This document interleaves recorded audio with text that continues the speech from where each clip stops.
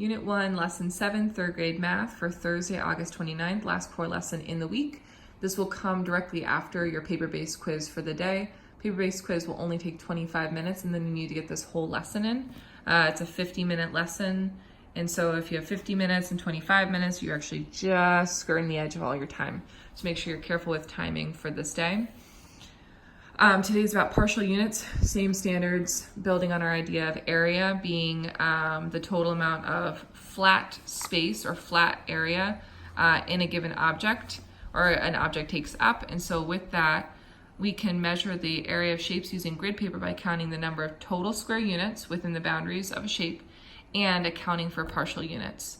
And so the key different takeaway is that 2 partial units make a whole unit.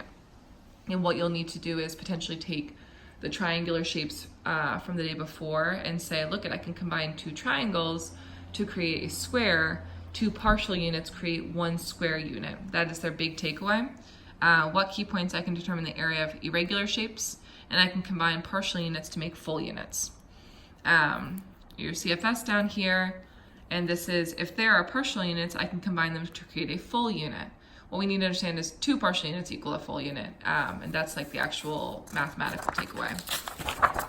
I think that this is probably the strongest visual anchor I've seen in 3rd grade so far, and so we should use this. This is fairly ugly though, so I would keep them slightly more separated and then build towards that greater understanding. You need no tools today, yay. Please make sure you read through this. This is, go ahead and try it out. What's the area first, and what are the units we use to measure area? Square units. Area is meant a flat space an object takes up. Great. With your partner, spend 3 minutes working on this problem. Get started, and you're looking, can they account for the full units? Can they combine partial units to create full units? And are they accurately combining partial units to create a whole unit? If the answer is yes, then you get to move to greater than 2, 3 correct. Or if the answer is no, then you need to move into the misconception framework right here. Again, jump to the workshop after you consolidate the learning, mid-workshop interruption, and again, like we will always have this year, our discussion. Great. Your takeaway today is letting kids get started on their work. They need to understand that each of these is a full unit. 1, 2, 3, 4, 5, 6, 7, 8, 9, 10, and so on. And so that's a key takeaway with these being partial units over here. So we'll get to that in a second. Annotate big problem. Roberta is trying to figure out the area and square units of the shape below. Help her find the area of shape. And I actually don't have tasks today. This is the actual representation itself. And my solving is going to be counting on 10, 11, 12, 13, 14, 15, 16, 17, 18, 19, 20, 21, 22, 23.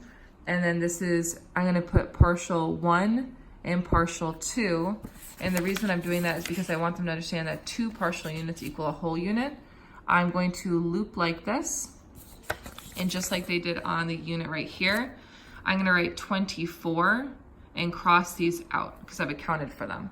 So this is 24 square units. I'm gonna do it again down here. I'm gonna count my total units first. Step 1 is find holes. 1, 2, 3, 4, 5, 6, 7, 8, 9, 10. This is partial unit 1. I don't actually want to do that little loop with the 24 because it's a bit confusing.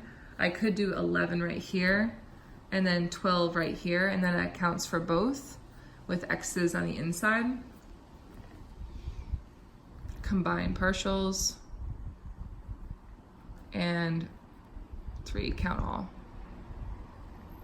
So now I have 12 square units. I think that works across all of them. This is straightforward. This is partial units, partial units, partial units. Making sure that you're building. Combine all partial units, mark all units as you count, answer with units labeled, thinking, explain. So marking is doing this.